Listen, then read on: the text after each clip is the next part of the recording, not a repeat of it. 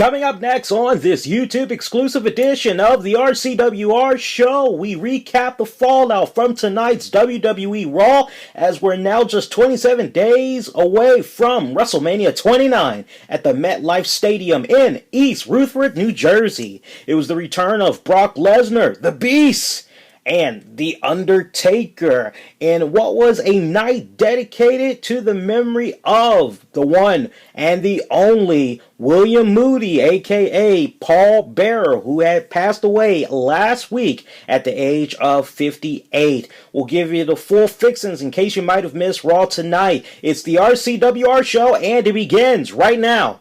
The following is an Infinity One Productions presentation, keeping it honest, insightful, interactive, covering the latest in wrestling and beyond. You're listening to the RCWR Show with your host, Lee Sanders. Welcome to this YouTube exclusive edition of the RCWR Show, coming at you on March 11th, 2013.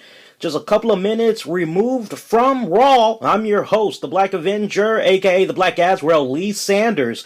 Thank you all so much for checking out this episode. So, we are just 27 days removed. That's a month, couple of days extra there, until WrestleMania 29, and it is really starting to pick up the pace, I must admit. Let's kick it off for you guys. In case you might have missed it, it was a jam-packed night. We had got Brock Lesnar. We had got Undertaker. Oh, need I mention, we also had got the return of Chris Jericho. And who loves twins? Because we had got the return of Twin Magic itself.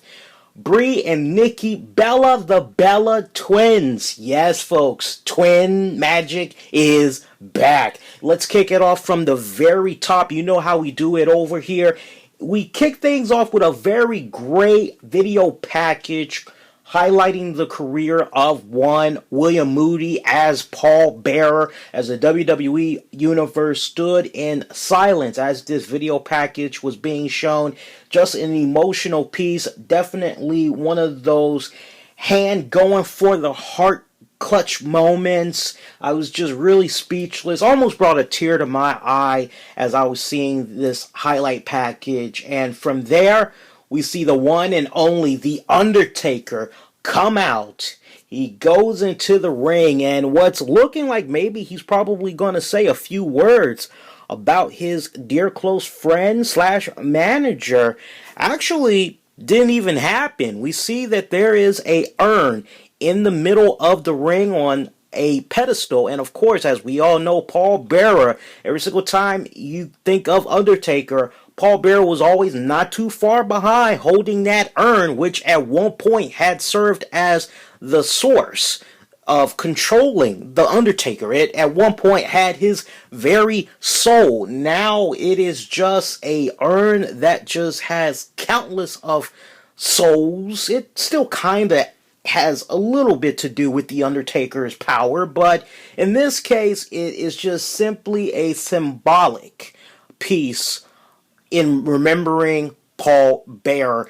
And just as we see Undertaker take a knee and he's giving salute to this urn, we see the one and only Mr. Badass himself, the former best in the world and WWE champion, CM Punk, who comes out to the boos of many, and Twitter just lit up on fire. So many people disgusted that WWE even went this route.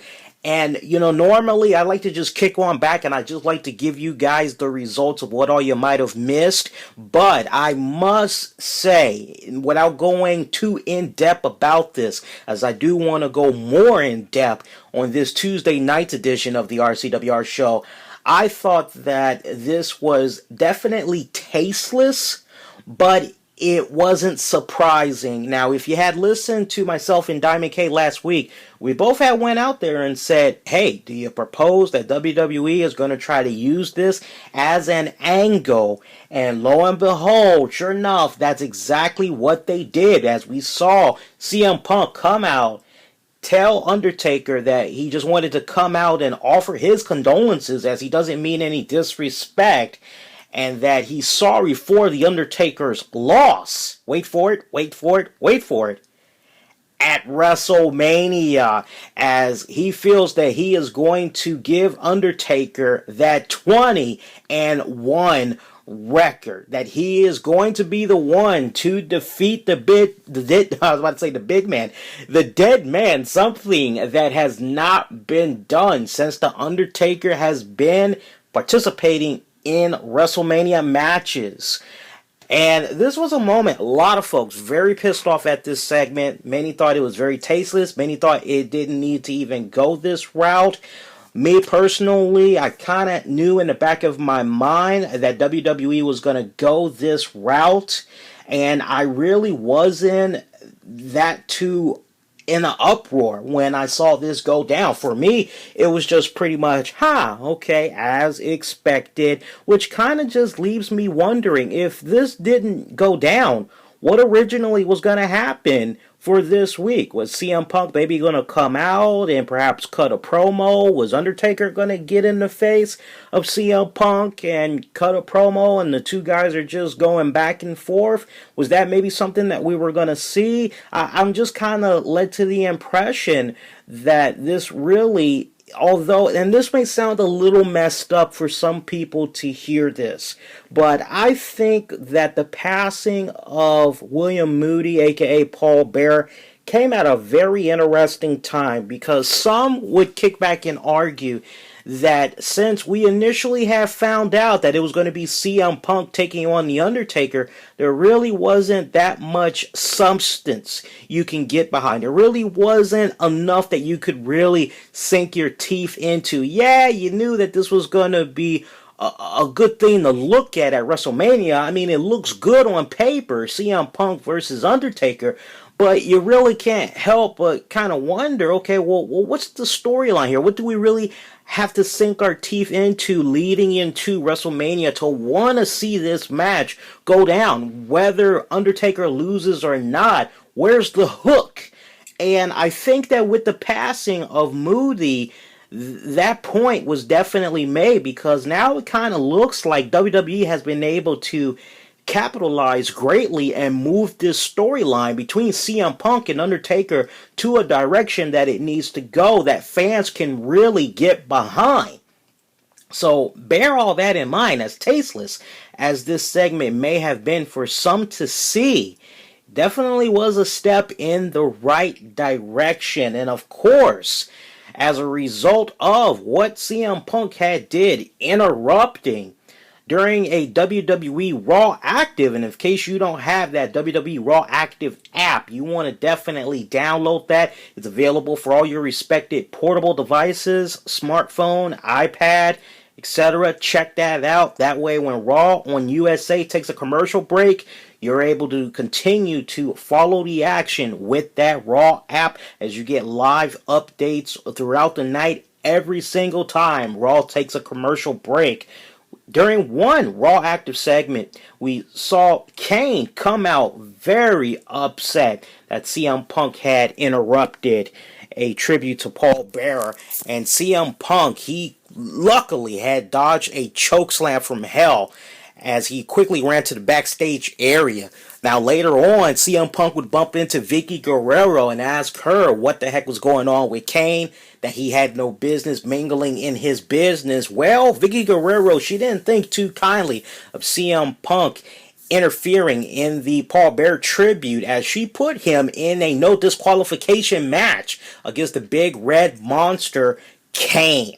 And with regards to that main event of the night, truly a historic match at that, as for the first time in a long time, we did not get to, it's been a long time since we've seen CM Punk close out a show. That's what I was trying to say, folks. Forgive me.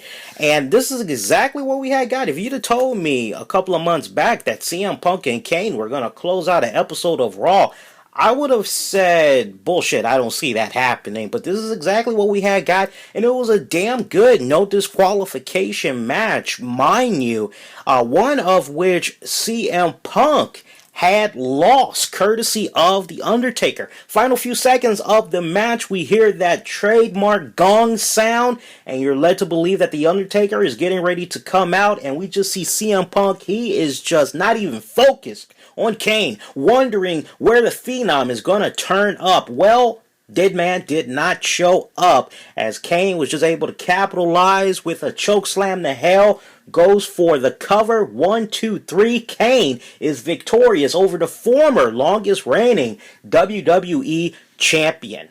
Undertaker would then come out, drop down to one knee, and put his hand up in the sky, as did Kane, as once again we would see the image of Paul Bearer displayed on the Titantron. And just a real emotional moment right there. What better way to end Raw than with the Brothers of Destruction paying homage to their manager, longtime friend, confidant, Paul Bearer. But wait, just when you thought it was going to go out on a classy note, no can do. We see CM Punk, who managed to grab his hands on the urn, attacks Kane with it, and we ended up seeing Undertaker very quickly, mind you, for those of you that didn't catch this, physically it looks like Undertaker's got a little bit of peppin' in his stepping, as this guy did not walk like he was struggling. He did not walk as if he was having a hip problem. He was coming down to the ring rather quickly to try to get his hands on CM Punk. He didn't run, but he moved down the ramp into the ring very quickly. CM Punk, he exits in time with the urn in hand, and he just mocks the dead man from the top of the stage, dropping down on one knee and pointing that urn high into the sky, as Undertaker can do nothing more than look on, pissed off, and does the cutthroat gesture, letting CM Punk know officially that he is next on the defeat list. CM Punk, he is now a dead man walking officially. Let's talk about some of the other highlights that had came about on tonight's episode of WWE Raw. You know, some of the matches that we had saw, and surprisingly, this was not advertised enough, at least not for that first segment of Raw that we just got done talking about. Big Show taking on Seth Rollins of The Shield. First time ever that Seth Rollins is in a singles match, and it just kind of went over the nose of WWE as far as hyping up what's coming up next. Well, luckily, this wasn't exactly the singles debut match, so to speak. See, folks, what ended up happening with this particular bout was we saw Dean Ambrose, Roman Reigns, they interfered once the action had went outside the ring, and unfortunately, this match had ended in a no contest. Like a pack of Wolverines, we saw Ambrose, Reigns, Rollins beat down the 400 plus pound 7'2" giant, and they delivered their trademark power bomb, that triple power bomb, to leave the giant laid out, which just has you wondering, man, if they can do this to the Big Show, is there anybody that can possibly step up to the plate and really give these guys a challenge? Can anybody stop this force, this reckoning force at that, known as the Shield? Well, this would not be the only time that the Shield would play a little bit of interference. Once again, you gotta grab that WWE Raw Active app, as one of the matches that we had saw in the night, it was actually a tag match, folks, where we had got to see the one and only Randy Orton and Sheamus team up to take on Cody Rhodes and Damian Sandow. Now, this was the second tag match that Damian Sandow and Cody Rhodes had got, as the first match that they had, they were taking on the New Age Outlaws, Badass Billy Gunn and Road Dogg Jesse James. Now, let's talk about what had happened with that particular match and really help you guys understand why we had to see Damian Sandow and Cody Rhodes do double duty. Great rematch right here. So good they decided to do it again. So nice you got to do it twice. We had got to see the New Age Outlaws in action. It was a very good tag match, but unfortunately it did not last that long as we saw the return of the Beast, Brock Lesnar, who came down to the ring, did not utter a word, simply destroyed both men from the New Age Outlaws by delivering that trademark F5 finisher, followed by the one and only Paul Heyman grabbing a microphone and telling Triple H, who was not present on tonight's episode, that, okay, Triple H, you are back. You are saying that the game is back. Well, Brock Lesnar does not play games. Brock Lesnar hurts people. And he would point out how Brock Lesnar just months ago had broken Shawn Michaels, how he broke Vince McMahon, and that he will do the same thing to Triple H again. As the $1 million question is answered, will Brock Lesnar take on Triple H at this year's WrestleMania? And the answer to that, folks, is yes. But there is a stipulation to that but. And here's the gist, folks. Triple H will have to agree to a stipulation. Now, Paul Heyman would not reveal what this stipulation is, as Triple H will not find out what it is until he signs a contract for this match. Now, if you want to put my brain on the block and try to figure out what could this stipulation be, it could be something as crazy as if Brock Lesnar wins, then Triple H is out of the WWE completely, and Paul Heyman takes over Triple H's role. That's one thing that I could possibly see happening, is a scenario like that. Another idea that I could probably see happen is if Triple H loses, then he has to retire for good. Or possibly if Triple H loses, then he's banished from the WWE. He can never return again. A lot of ramifications right here. I mean, the stipulations for this is just endless. Could we possibly see some type of a gimmick match? It's very well possible. One of the stipulations could be it could be a first blood match.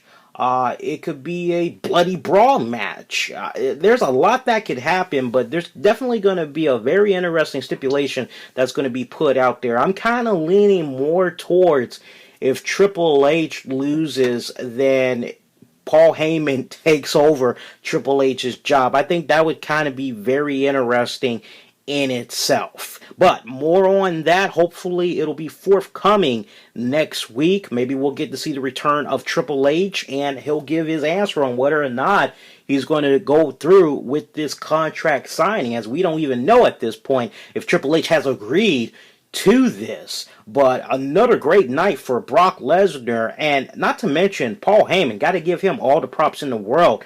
Great promos he was cutting tonight. I mean, he was really just having fun, letting loose. It just seems like Paul Heyman gets better and better every week. I'm just have been enjoying his promo work more than what I saw him do in WWE last, as it just seems like they've really kind of gave him free reins this time around.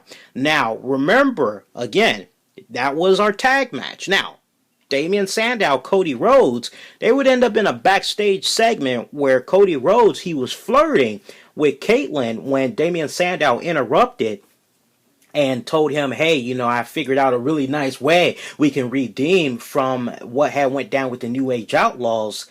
How about a double dose of pleasure? And Damien Sandow would officially introduce Brie and Nikki Bella, as both twins proclaim that they are back and they are there to help save the Divas division, as they do not like the way it's turned out. Well, Vicky Guerrero, she would step in, welcome the girls back, and tell Damien Sandow, Cody Rhodes they weren't going to be able to celebrate on this night, as she's decided to put them in another match Tag match at that, since Brock Lesnar interfered. And that's how we got to them taking on Randy Orton and Sheamus. Now, with regards to that match, Randy Orton, Sheamus, they would pick up the victory, but once again, here's where you got to have that WWE Raw active app. As soon as Raw took a commercial break on USA, we would actually see the Shield come out, and they played the numbers game on both of these guys, laying them out. Once again, a night of dominance from the Shield. Chris Jericho returned with the highlight reel, as his guest tonight was none other than Awesome the Miz Mizarian and the United States, not the United States champion. I got my guys mixed up, forgive me. It was the Miz, and the Intercontinental champion is who I was thinking of, Wade Barrett. Now, with regards to this particular segment, which unfortunately, as long as I have been a Chris Jericho fan, this was just one of the most horrible segments that I have seen him in quite a long time. I couldn't wait for this segment to end. Now, it started off good. Jericho, he showed a clip from the Miz's movie, The Marine 3 Homefront. Looks pretty good. They bring out Wade Barrett, show a clip from Wade Barrett in Dead Man Down. Once again, you really couldn't even tell if he's actually in the movie. It kind of looks like he is, but again, he's not the star of the movie. And we would actually see the Miz and Barry get into it for a little bit, as Miz feels that Barrett is nothing more than jealous of the success that he's been having with his movie. Well, Barrett tries to counter right back and say he's been having success too, but Miz counters back and says, you know, you've been on a losing streak as of late. You're just trying to do nothing more than outshine me, and you've been on a serious losing streak, and on top of that, I think you're very close to losing that Intercontinental title. So both men, they ended up saying really to one another. Jericho tries to jump in. Barrett, not really liking Jericho having a little something to do with this, tries to tell him to see his way out of it. And from there, it looks like it is just very, very heated. It looks like all three of these men maybe are about to get into it when we see the one and only Brad Maddox. And here is where the ratings dropped, unfortunately. Because when I think of Brad Maddox right now, I think of ratings dropping. And that is exactly what happened, as he tried to struggle in this segment and letting these three men know that a match was going to be going down tonight between Wade, see, it got me messing up. Maybe I'm the Brad Maddox over here. It was actually going to be going down between Chris Jericho and The Miz, where the winner would go on to face Intercontinental Champion Wade Barrett on next week's Raw. Now, with regards to that match, it actually ended in a no contest, as action went outside of the ring. One of the men inadvertently bumped into Wade Barrett. This forced Barrett to attack both men. As the match was just thrown out, we would see Miz and Chris Jericho. They would team up, as Jericho would take Wade Barrett out with his code breaker. Miz would follow it up with the skull-crushing finale. Now, the brawl would continue in the backstage area, apparently. Again, Raw active. And as a result of this backstage brawl, Vicky Guerrero had no choice but to make next week be a triple threat match. So, we're going to see Chris Jericho and The Miz. They will be in action with Wade Barrett. Triple threat for that Intercontinental title, with it being so close to WrestleMania. I just don't see Wade Barrett losing that Intercontinental title. I just don't see it happening. I think right now this is just about kind of elevating Wade Barrett a little bit, getting the W in his column, as no doubt he will be making an appearance at WrestleMania defending the title this year. Whether or not it's going to be against Miz, I actually don't see that happening. I think at this point, what could end up happening is we could see the United States champion Antonio Cesaro maybe interfere in this and perhaps cause a distraction, costing Miz his opportunity to win the Intercontinental title. That way you kind of have that rivalry still be a little bit intertwined, and maybe it could actually be Chris Jericho and Wade Barrett getting it on for the title at Mania, with Jericho putting Wade Barrett over. That's kind of the impression that I'm getting right now. Don't quote me on that, but that's just the vibes that I've been getting. We also saw Jack Swagger in action as he had defeated the one and only Sin Cara. For you Rey Mysterio fans, no 619. Looks like he's having knee problems again. So, for now, we have another Mexican luchador in Sin Cara. And very interesting and funny segment right here as we saw Jack Swagger and Zeb Coulter. Zeb Coulter, being that mouthpiece, cut one very badass promo on Sin Cara, saying how it's because of Mexican people like him that comes into this country, can't speak a lick's worth of English, and is awarded a job, an American job that an American should have. And just brilliantly, we just see Zeb Coulter. He's just able to connect Sin Cara to just the ongoing problems that just continue in this country. Match-wise, really wasn't that much of a match. This was pretty much a squash match that was done in just under 3 minutes. Jack Swagger continuing to look strong. Post-match, we actually saw Alberto Del Rio. He had got the jump on Jack Swagger. So, nice little touch right there as we see Del Rio continuing to be loved by the WWE Universe. It's just amazing how week after week, it just seems like the fan support for Del Rio, it just grows more and more and more. It's just ridiculous. And speaking of Alberto Del Rio, we actually saw a funny little parody of Zeb Coulter and Jack Swagger. It was done by Ricardo Rodriguez and Alberto Del Rio, with Ricardo being Coulter and Del Rio being Swagger, and they were talking about how Mexican food it can kind of upset the stomach, and they were bashing the Americans for their love of pizza, French fries, hamburgers. I mean, it was just some hilarious stuff right there. I thought it was a pretty decent comedy piece. Could have been a little better.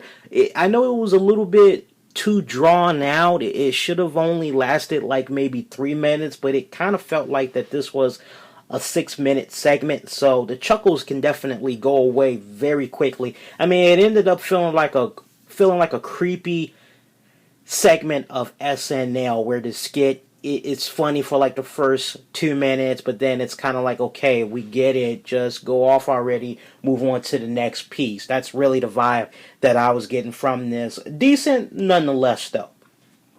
Other action that we had saw on tonight's WWE Raw, we saw Ryback in action as he had defeated Heath Slater of the 3-man band, as Mark Henry had looked on watching. Remember, they've been having a couple of glances left and right past couple of weeks, most recently on SmackDown. Now you follow it up to what had went down here.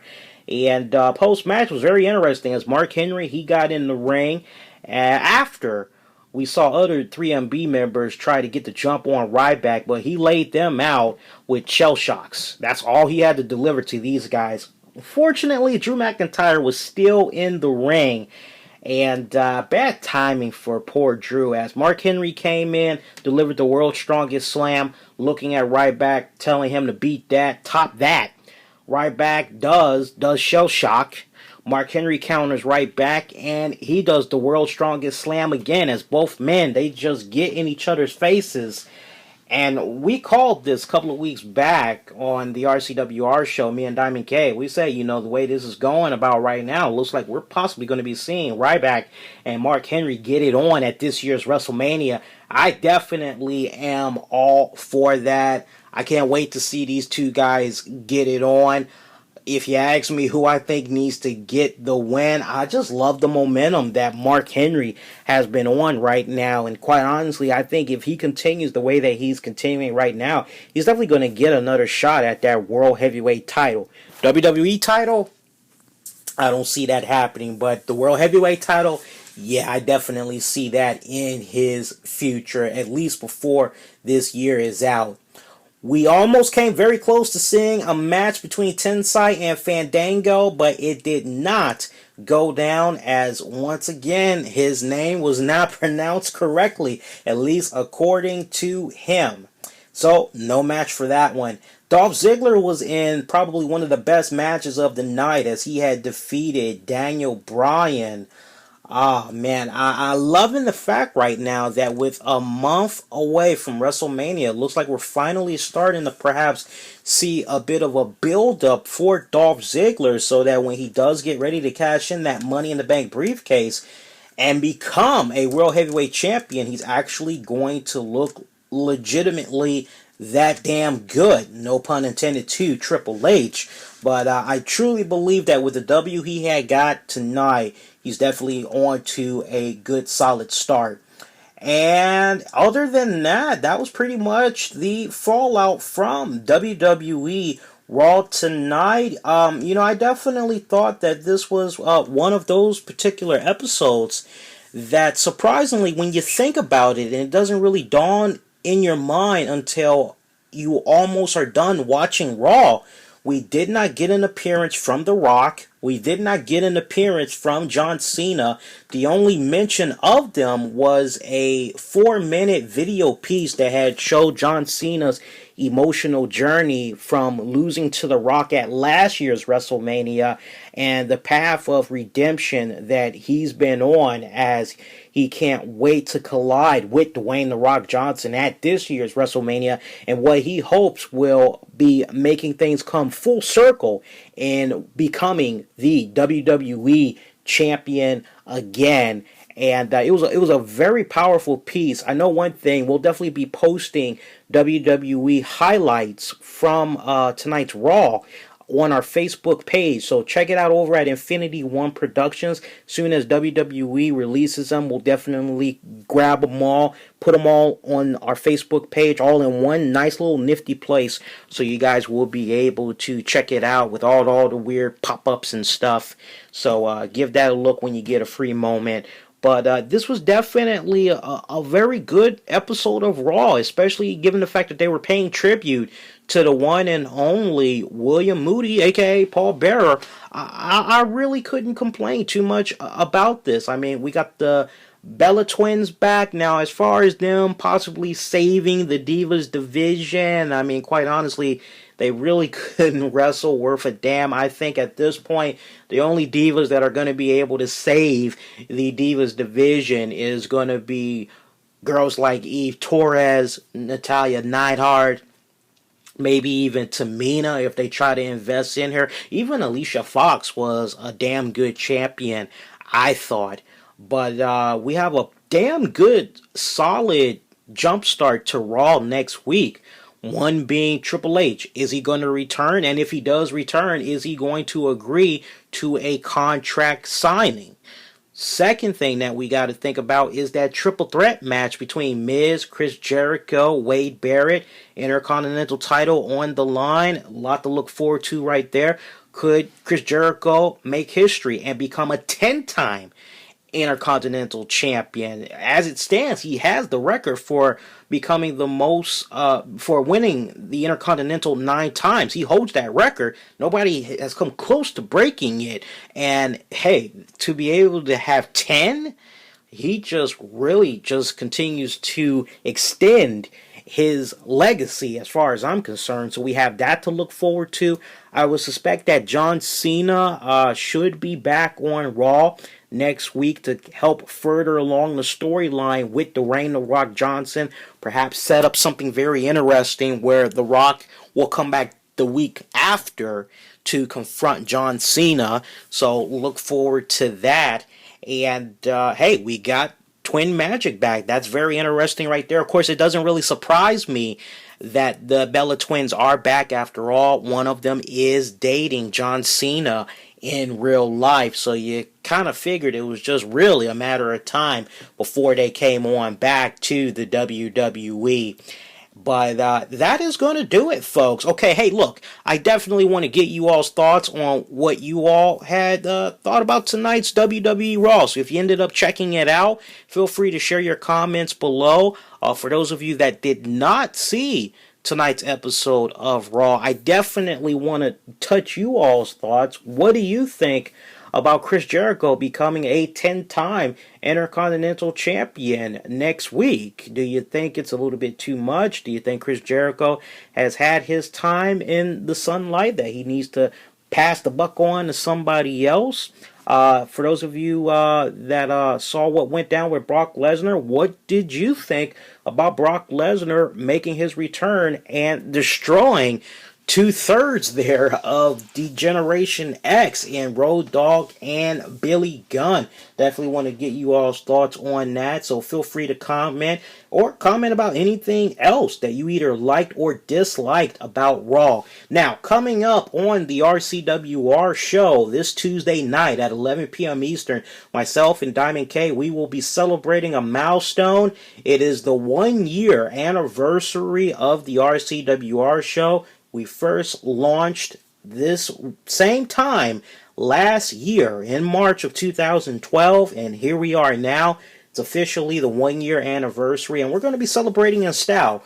We're going to be going in depth on key points from tonight's WWE Raw, one of them being what had went down with that Paul Bearer / CM Punk Undertaker opening segment.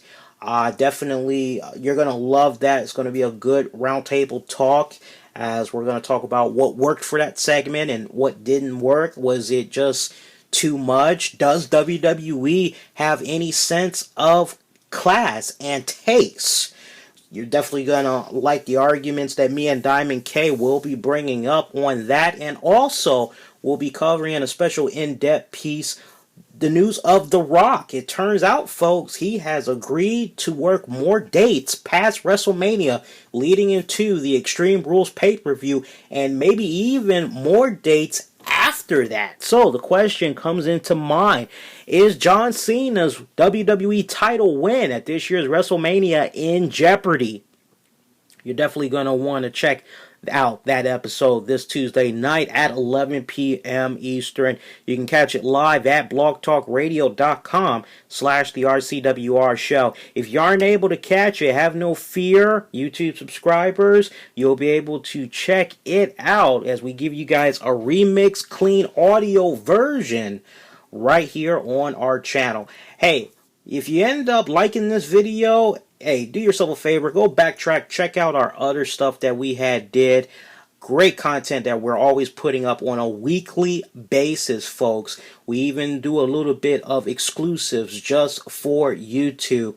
I know one of the things I want to point out to you all is a really cool interview that I did with WWF legend Bruno Sammartino. If you haven't checked that out yet, definitely backtrack, scoop that up. It was a great interview. You won't be disappointed. We were one of the first to interview him.